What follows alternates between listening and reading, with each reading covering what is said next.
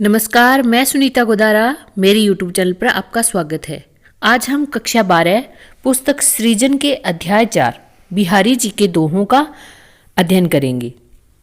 तो मैं आपको लाइव पढ़ा रही थी, लेकिन वीडियो की क्वालिटी अच्छी नहीं आने के कारण आज मैं PDF रूप में लाइव आपको पढ़ा रही हूँ। तो आशा करती हूँ कि आपको पसंद आएगा। तो चलिए सबसे पहले हम जानते हैं बिहारी जी का जीवन परिचय। बिहारी जी के लिए एक बात कही जाती है कि वे गागर में सागर भरने वाले हैं। तो गागर में सागर भरने का मतलब है एक छोटे से मटके में पूरे समुद्र का पानी समा जाना। ठीक उसी प्रकार से बिहारी जी ने एक छोटे से दोहे में बहुत बड़ी बात कही है, यानी उनके दोहे के एक से अधिक अर्थ निकलते हैं। तो ये बिहारी जी के काव्य रचना की बहुत बड़ी विशेषता है। दूसरा है कि ये रीतिकाल के कवि हैं। हिंदी साहित्य के 4 प्रमुख काल हैं: आदिकाल, भक्तिकाल, तीसरा है रीतिकाल और चौथा है आधुनिक काल। तो ये रीतिकाल के कवि हैं। इनका जन्म 1595 ईस्वी को ग्वालियर के निकट बसुआ गांव में हुआ था और इनके पिता का नाम था केशव राय। ये आमेर के महाराजा मिर्जा जय सिंह के दरबार में रहते थे और एक बार मिर्जा राजा जय सिंह को अल्प वयस्का रानी के मोह पास में फंसे हुए थे। तो उनको एक दोहा लिख करके उन्होंने राज कर्तव्य के प्रति उन्हें सजग किया। तो मिर्जा राजा जय सिंह हैं, वो इनका बहुत सम्मान करते थे और इन्हें दरबार में एक सम्मानजनक स्थान दिया था। वे उन्हें रोजाना यानी प्रत्येक दोहे पर उन्हें एक अशरफी मिलती थी। इनकी प्रमुख रचना है बिहारी सतसई, जिसमें इन्होंने भक्ति, नीति, श्रृंगार, प्रकृति चित्रण, ज्योतिष और बहुत सारे ज्ञान है वो इन दोहों के माध्यम से दिया है। वे निम्बारक संप्रदाय में दीक्षित थे और राधा और कृष्ण की भक्ति करते थे। एक महत्वपूर्ण बात और है कि ये उक्ति वैचित्र्य, अन्योक्ति, अर्थ गांभीर्य, अर्थ विस्तार और इनके दोहों में अलंकारिकता और कल्पना की समाहार शक्ति है। और समाहार शक्ति के कारण इनके लिए कहा गया है, सतसई के दोहरे जो नावक के तीर, देखन में छोटे लगे घाव करे गंभीर। कि इनकी बिहारी सतसई के जो दोहे हैं वो तीर के समान हैं, जो देखने में तो छोटे लगते हैं लेकिन घाव है वो गंभीर देते हैं। यानी इनके दोहों में समास, इतने अच्छे समासिक पदों का प्रयोग किया गया है कि उनका अर्थ है वो बड़ा निकलता है। शब्द तो दो लाइनें हैं लेकिन उनका अर्थ है वो 6-7 लाइनों में लिखने का।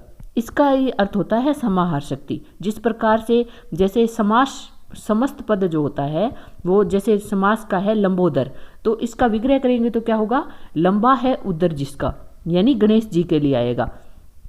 तो ये बड़ा शब्द बन गया। ठीक उसी तरह से इनके दोहे हैं वो देखने में छोटे हैं लेकिन अर्थ है वो बहुत गहरा निकलता है। चलिए अब हम शुरू करते हैं भक्ति, नीति और श्रृंगार के दोहों की व्याख्या।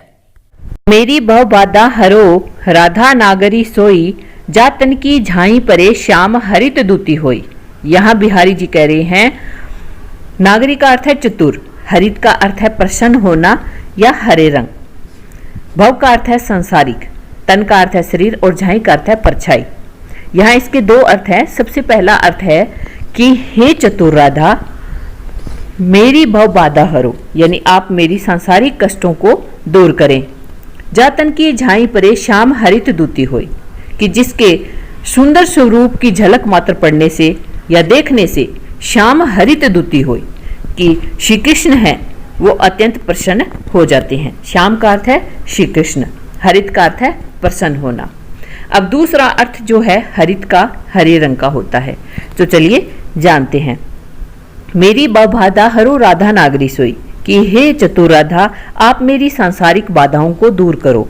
जातन की झाई परे श्याम हरित दूती होई, कि जिनकी झलक मात्र पड़ने से श्याम प्रभावहीन हो जाते हैं, अथवा जिनके शरीर की सुनहरी कांति पड़ने से श्याम हरित दूती होई, श्री कृष्ण के शरीर की नीली कांति है वो हरे रंग की हो जाती है। आगे तो परवारो उर्वशी सुनी राधिके सुजान, तो मोहन के उर्वशी हवे उर्वशी समान। यहाँ बिहारी जी कह रहे हैं उर्वशी, सबसे पहला जो उर्वशी है तो परवारो उर्वशी का अर्थ है उर्वशी अप्सरा के लिए। सुनी राधिके सुजान, सुजान का अर्थ है चतुर। तो मोहन के उर्वशी, उर का अर्थ है हृदय, बसी का अर्थ है बसना, हवे उर्वशी समान। और तीसरा उर्वशी है उसका अर्थ है उर्वशी अप्सरा के समान। यहाँ बिहारी जी कह रहे हैं सुनिए राधिके सुजान कि हे चतुर राधा जी सुनिए, तो परवारो उर्वशी कि मैं आप पर उर्वशी जो सुंदर अप्सरा मानी जाती है, आपकी सुंदरता पर उसको भी मैं न्यौछावर करता हूँ। तो मोहन के उर्वशी हवे उर्वशी समान, कि आप तो मनमोहन श्री कृष्ण के मन में बसी हुई हैं, उनके मन में उस प्रकार बसी हुई हैं जैसे उर्वशी किसी के हृदय में बस गई हो। बंधु गए का दीन के को तार्यो रघुराई, तूठे तूठे फिरत हो जूठे बिरद कहाई। बिरद का अर्थ है यश, तार्यो का अर्थ है तारना, उद्धार करना। तूठे तूठे का अर्थ है इतराते हुए। यहां जो है बिहारी जी कह रहे हैं कि बंधु भय का दीन के को तार्यो रघुराई, रघुराई का अर्थ है रघुपति राम से, कि हे रघुपति आप दीन बंधु कहलाते हो, यानी पतितों के उद्धारक कहे जाते हो। तूठे तूठे फिरत हो झूठे बिरद बढ़ाई, कि आप अपनी प्रशंसा सुनकर, झूठे बिरद का अर्थ है यानी आप छोटे से यश को सुन करके, यानी किसी ने आपके बारे में कह दिया कि आप तो पतितोद्धारक हैं, दीन बंधु हैं, तो आप क्या है तूठे तूठे यानी इतराते हुए, अपनी प्रशंसा सुनकर इतराते हुए फिर रहे हो। इस दोहे के माध्यम से बिहारी जी यही कहना चाहते हैं कि जैसे आपने तो क्या है कोई छोटे मोटे पापियों का उद्धार किया है, यानी आपका मुझ जैसे बड़े पापी से कभी पाला नहीं पड़ा है। आप जब मुझ जैसे बड़े पापी का उद्धार कर देंगे तो मैं मान लूंगा कि आप वास्तव में दीन बंधु हैं और पतित पावन हैं। आगे है कब को टेर तू दीन रट हो तन श्याम सहाई, तुमु लागी जगत गुरु जग नायक जगबाई। यहां जगत गुरु ईश्वर को कहा गया है। जगनायक का अर्थ है जगत के नायक, और जगबाई का अर्थ है सांसारिक हवा। जग का अर्थ है संसार और बाई का अर्थ है हवा, यानी सांसारिक हवा। यहां जो है बिहारी जी कह रहे हैं कब को टेर तू दीन रट हो तन श्याम सहाय, कि हे प्रभु मैं कब से दीनता पूर्वक या दीनता भरी पुकार से आपको सहायता के लिए बुला रहा हूं, पुकार रहा हूं। हो तन श्याम सहाय, लेकिन हे श्याम, हे श्री कृष्ण आप मेरी सहायता नहीं कर रहे हैं, आप मेरी पुकार नहीं सुन रहे हैं। तुमो लागी जगत गुरु जगनायक जग बाई, कि हे जगत गुरु हे जगनायक, ऐसा लगता है कि आपको भी क्या है तुम हो लगी, कि आपको भी या तुम्हें है वो सांसारिक हवा लग गई है। यहां कहने का मतलब ये है कि जिस प्रकार सांसारिक जो गुरु और नायक होते हैं वे दिनों की उपेक्षा करना आरंभ कर देते हैं, उसी प्रकार आप भी क्या है मैं आपको पुकार रहा हूं, आप मेरी उपेक्षा कर रहे हैं, तो आप मेरी पुकार सुनकर मेरी सहायता नहीं कर रहे हैं, तो ऐसा लगता है जैसे आपको भी सांसारिक हवा लग गई है। या अनुरागी चित्त की गति समझे नहीं कोई, जो जो बूढ़े श्याम रंग त्यों त्यों उज्जवल होई। अनुरागी का अर्थ है प्रेम पूर्ण व्यवहार, श्री कृष्ण के प्रेम में रंगा हुआ चित्त। चित्त का अर्थ है मन। गति, गति का अर्थ है व्यवहार। जो जो बूढ़े, बूढ़े का अर्थ है डूबना। उज्जवल का अर्थ है ऊंचा उठना। कि यहाँ जो बिहारी जी कह रहे हैं यह अनुरागी चित्त की गति समझे नहीं कोई, कि श्री कृष्ण के प्रेम में रंगे हुए इस मन के व्यवहार की गति को या व्यवहार को समझना बड़ा ही विचित्र है, इसको कोई समझ नहीं सकता। जो जो बूढ़े श्याम रंग त्यों त्यों उज्जवल होए, कि जैसे जैसे ये श्याम रंग में डूबता जाता है त्यों त्यों उज्जवल होए, वैसे वैसे क्या है वे उतना ही क्या है उज्जवल होता जाता है। आगे है भजन कहो ताते बजो, बजो न एको बार, दूरी भजन जाते कहो सो तू भजो गवार। यहाँ पहले जो भजन आया है उसका तो अर्थ है भजन करना या स्मरण करना। दूसरा जो भजो आया है उसका अर्थ है भागना। तीसरा है भजो का अर्थ ईश्वर स्मरण। दूरी भजन का अर्थ है दूर भागना। तो यहाँ बिहारी जी कह रहे हैं भजन कहो ताते बजो, बजो न एको बार। यानी बिहारी अपने मन से या अथवा भगवान से विमुख जो ग्वार लोग हैं उनको संबोधित करते हुए कह रहे हैं कि अरे नदान, तुमसे मैंने ईश्वर का भजन करने के लिए या ईश्वर का स्मरण करने के लिए तुझे कहा था, ताते बजो, लेकिन तू क्या है ईश्वर स्मरण से दूर भाग रहा है। बजो न एको बार, तूने एक बार भी ईश्वर का स्मरण नहीं किया है। दूरी भजन जाते कहो सो तू भजो गुवार, कि मैंने तुझे जिससे दूर भागने के लिए कहा, यानी जिससे दूर होने के लिए कहा। दूर किससे होने के लिए कह रहा है? सांसारिक विषयों से, कि मैंने तुझे सांसारिक विषयों से दूर भागने को कहा, लेकिन तू क्या है सो तू भजो गुवार। लेकिन हे मूर्ख, तू क्या है उन्हीं सांसारिक विषयों का क्या है सेवन कर रहा है। फिर तेरा उद्धार कैसे हो सकता है? आगे है अजय तरियो ना ही रहो, श्रुति सेवक इकरंग, नाक बास बेसरी लेयो, बसी मुक्तन के संग। यहां इस दोहे के 3 अर्थ निकलते हैं। तो चलिए पहला जानते हैं। अजय तरियोना ही रहो, श्रुति सेवक इकरंग। तरियोना का अर्थ है कान का आभूषण, श्रुति का अर्थ है कान। यहाँ कवि है वो कानों में पहने जाने वाले तरियोना आभूषण को संबोधित करते हुए कह रहा है कि अरे तरियोना, यानी तो तेरा और सोने का रंग क्या है? एक जैसा है। श्रुति सेवक इकरंग, इकरंग मतलब एक जैसा है, सोने के जैसा ही तुम्हारा रंग है, लेकिन फिर भी क्या है तुम्हारी कोई प्रगति नहीं हुई है।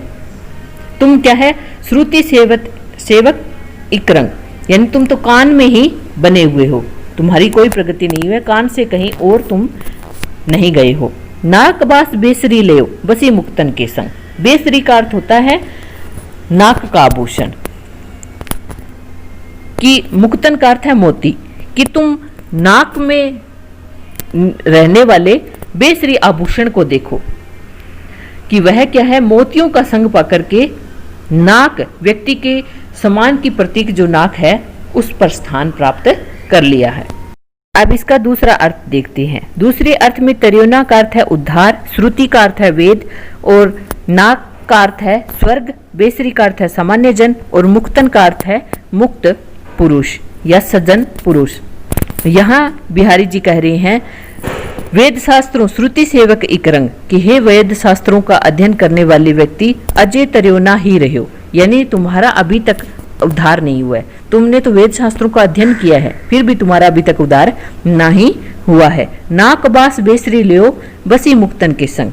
तू बेसरी यानी सामान्य पुरुष को देख, जिसने क्या है जो मुक्त पुरुषों के साथ रहकर सज्जन पुरुषों के साथ रह करके नाक पास यानी उसने स्वर्ग में स्थान प्राप्त कर लिया है। आगे जो है कवि ने राज दरबार में कुटिल व्यवहार करने वाले लोगों पर व्यंग्य करते हुए कवि कह रहे हैं श्रुति सेवक इकरंग, कि अरे निरंतर राजा के कान भरने वाले, तेरी अभी तक अजो तरियोना ही रहो, तेरी अभी तक कोई प्रगति नहीं हुई है, कोई उन्नति नहीं हुई है। नाकबास बेसरी लेओ, बसी मुक्तन के संग। जबकि क्या है जो राजा जो निष्पक्ष लोगों का संग पाकर के कुछ लोग क्या है राजा की नाक बन गए हैं और राजा उन पर गर्व करने लगा है। आगे है संगन कुंज छाया सुखद, शीतल सुरभि समीर, मनु वे जातु अजो वहे उही जमुना के तीर। यहां कवि कह रहे हैं कुंज का अर्थ है लताएं, शीतल का अर्थ है ठंडी, सुरभि का अर्थ है सुगंधित और समीर का अर्थ है हवा। जमुना का अर्थ है यमुना नदी, तीर का अर्थ है किनारा। कवि यहाँ कह रहे हैं कि उही यमुना के तीर, उही का अर्थ है जिस यमुना के तट पर संगन कुंज छाया सुखद, कुंजों की सुखदायी छाया है और जहां पर सुगंधित शीतल हवा चलती है। उस जमुना तट पर पहुंचने पर मनु वे जातु अजो वहे, जातो का अर्थ है जाना, अजो का अर्थ है अब भी, वहे का अर्थ है उस समय में, यानी आज भी मन है वो उसी समय में, उसी आनंददायी समय में पहुंच जाता है जब श्री कृष्ण नाना प्रकार की क्रीड़ाएं और रास लीलाएं किया करते थे। सोहत ओडे पितु पटु श्याम सलोने गात मनो नीलमणि सेल पर आतप पर्यो प्रभात। यहाँ बिहारी जी कहते हैं ओड पित्त का अर्थ है पीला, पटु का अर्थ है वस्त्र, श्याम सलोने गात का अर्थ है श्याम वर्ण का शरीर, गात का अर्थ होता है शरीर। मनो नीलमणि सेल पर, नीलम की शिला, सेल का अर्थ है शिला, आतप का अर्थ है धूप, प्रयोग का अर्थ है पढ़ना। यहाँ बिहारी जी कहते हैं कि श्री कृष्ण अपने श्यामल शरीर पर पीले वस्त्र धारण किए हुए हैं। तो पीले वस्त्रों में श्री कृष्ण ऐसे लगते हैं मनो नीलमणि सेल पर आतप पर्यो प्रभात, कि किसी नीलम की शिला पर प्रातःकाल की पीली धूप पड़ रही हो। आगे है यही आस अटक्यो रहतु अली गुलाब के मूल, वे है फेरी बसंत ऋतु इन डारनु वे फूल। डारनु का अर्थ है डाली, अली का अर्थ है भंवरा। ग्रीष्म ऋतु आने पर गुलाब का जो पौधा है उसमें जो सुंदर पुष्प और सुगंधित फूल लगते हैं वो अदृश्य हो जाते हैं, यानी वो खत्म हो जाते हैं, केवल बिना पत्तों का कंटीली डालियां रह जाती है। लेकिन भंवरा जो है वो क्या है, अली गुलाब के मूल, भंवरा जो है वो गुलाब की जड़ में ही अटका रहता है। यही आस अटक्यो रहतु, कि वो इसी आशा में अटका रहता है कि वे है फेरी बसंत ऋतु इन डारनु वे फूल, कि बसंत ऋतु फिर से आएगी और इन डालों में वही फूल फिर से खिल उठेंगे।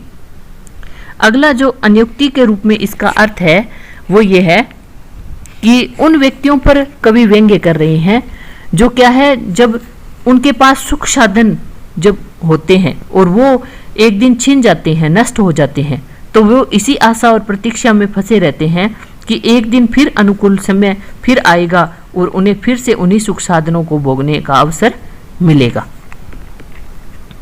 आगे है को छूट्यो इह जाल परी कत कुरंग अकुलात, ज्यो ज्यो सूरजी बजो चहत त्यों त्यों उर्जत जात।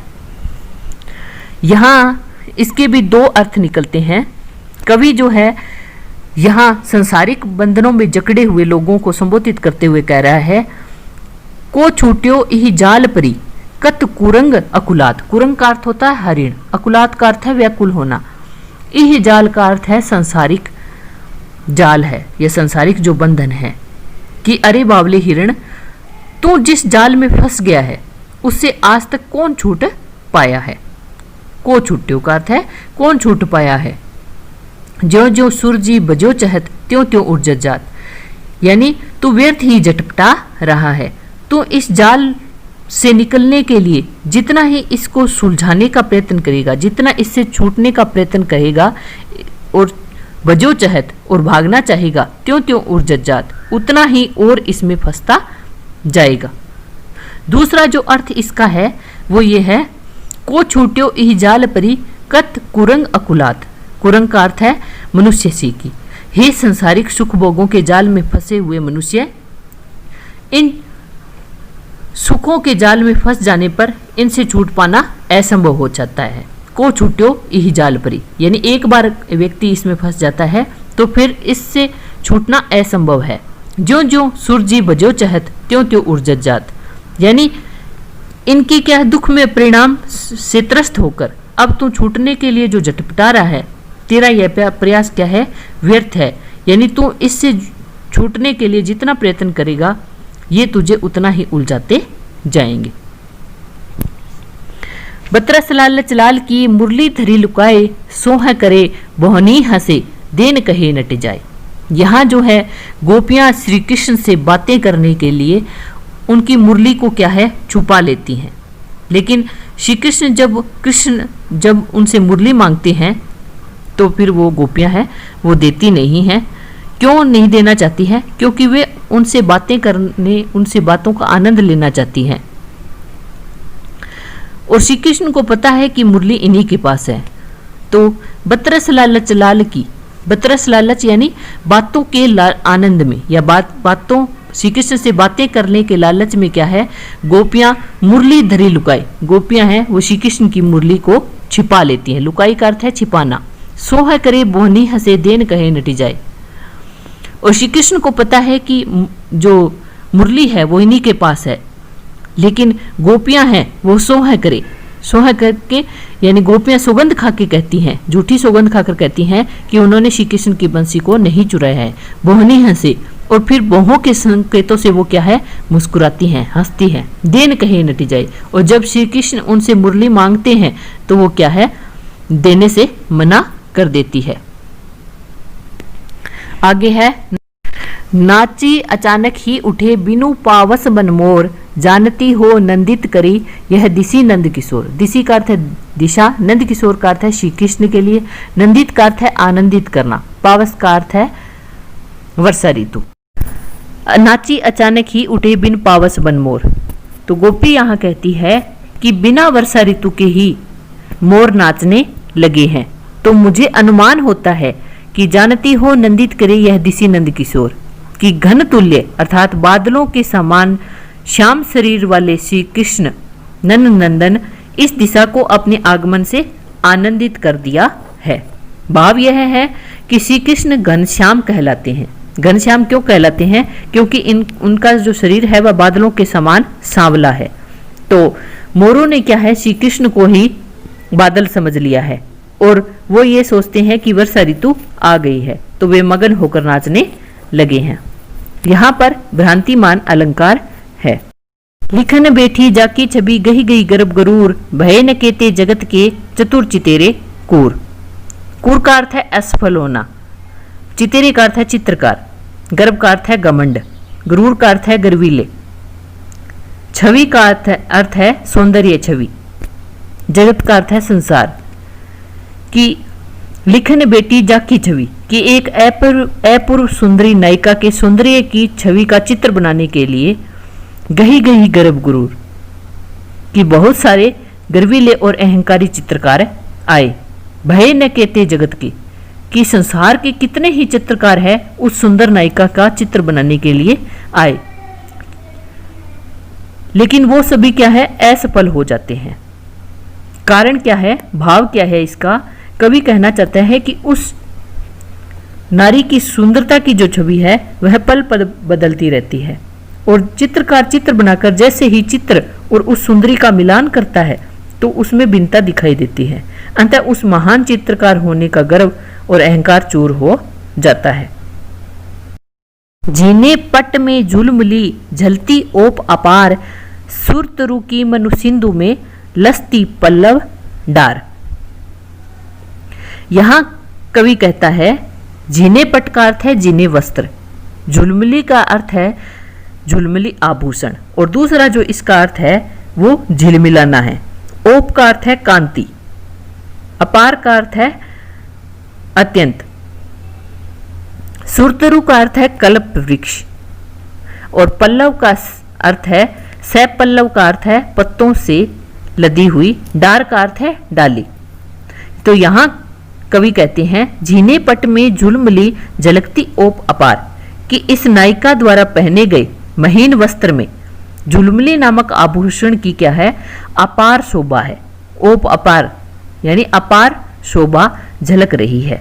सुरतरु की मनु सिंधु में लसती पल्लव डार, और वो शोभा ऐसी लगती है जैसे मानो सिंधु अर्थात समुद्र के जल में कल्प वृक्ष की कोई लसती से पल्लव डार, यानी लसती का अर्थ है शोभा पाना, कि कल्प वृक्ष की पत्तों की से भरी कोई डाली है वो शोभा पा रही हो। दूसरा अर्थ जो है वो इस प्रकार है कि जीने पट में झुलमिली झलकती ओप अपार, कि नायिका ने जीने वस्त्र पहन रखे हैं तो नायिका की झिलमिलाती छवि से अपार शोभा झलक रही है, और उसकी शोभा ऐसी लगती है सुरतरु की मनु सिंधु में लसती पल्लव डार। लसती का अर्थ है शोभा पाना, सह पल्लव डार का अर्थ है पत्तों से पत्तों से लदी हुई डाली। तो ऐसा लगता है मानो समुद्र के जल में कल्प वृक्ष रूपी कोई पत्तों से भरी शाखा सुशोभित हो रही हो। कहत नटत रीजत खीजत मिलत खिलत लजियात भरे बोन में करत है नेननु ही सो बात। भरे बोन का अर्थ है लोगों से भरा हुआ भवन, नेननु का अर्थ है नेत्र। कि दो नायक और नायिका है, वो लोगों से भरे हुए भवन में बैठे हैं, तो वो मुंह से कुछ नहीं बोल करके नेत्रों से ही बात कर रहे हैं। तो उनकी जो भावनाएं हैं वो नेत्रों के द्वारा ही व्यक्त हो रही है कि वे आंखों से ही कुछ कहत का अर्थ है कहना, कि वह आंखों से ही एक दूसरे को कुछ कह रहे हैं। नटत, और कभी वो एक दूसरे के प्रति नटते हैं या असहमति प्रकट करते हैं। रीजत, कभी रीझते हैं। खीजत, कभी खींचते हैं। मिलत खिलत लजियात, कभी मिलते हैं, कभी खिलत का अर्थ है प्रसन्न होना, और लज्जात, और कभी वे लज्जाते हुए दिखाई देते हैं। ये सारे भाव और क्रियाएं लोगों से भरे घर में अपने नेत्रों से ही प्रकट कर रहे हैं। आगे है कागद पर लिखत न बनत कहत संदेशु लजात कहिए सब सबू तेरो हियो मेरे हिये की बात। कागद का अर्थ है कागज, लिखत न बनत यानी लिखते नहीं बनता है।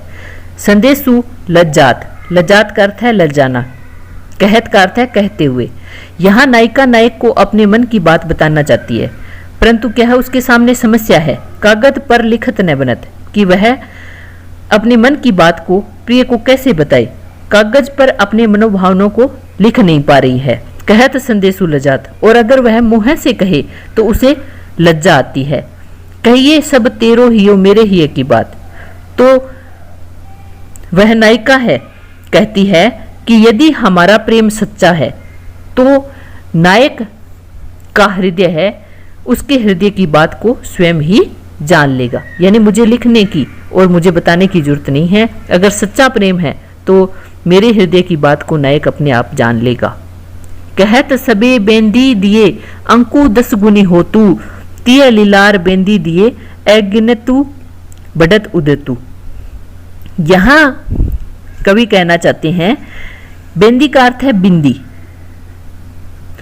कि गणित के अनुसार किसी भी संख्या के आगे बिंदी अर्थात शून्य लगाने पर अंकु 10 गुण होतु, कि अंक है उसकी संख्या सीधी 10 गुना बढ़ जाती है।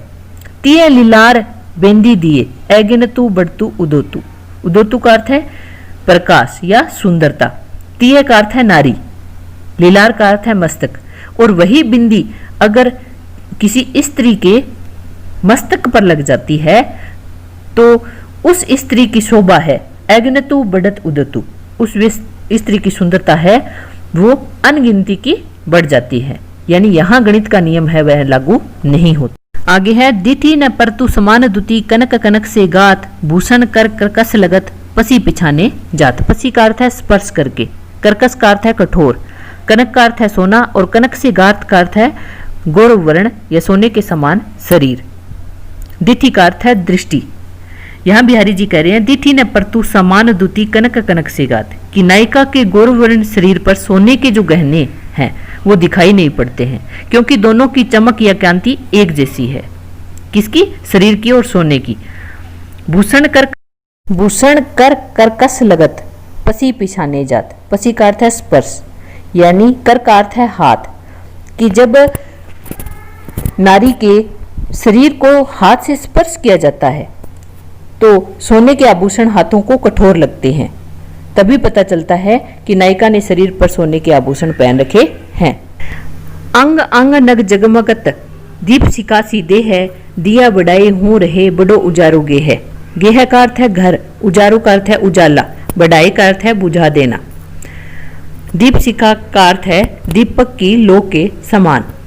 यहाँ कवि कहते हैं कि सुंदरी नायिका ने अंग अंग नग जगमगत, कि सुंदरी नायिका के अंग अंग में रत्नों से जड़ित आभूषण जगमगा रहे हैं। दीप शिखा सी देह है, और उसका शरीर है, देह अर्थात शरीर है दीपक की उज्जवल लो के समान दमकता हुआ और गोरा है।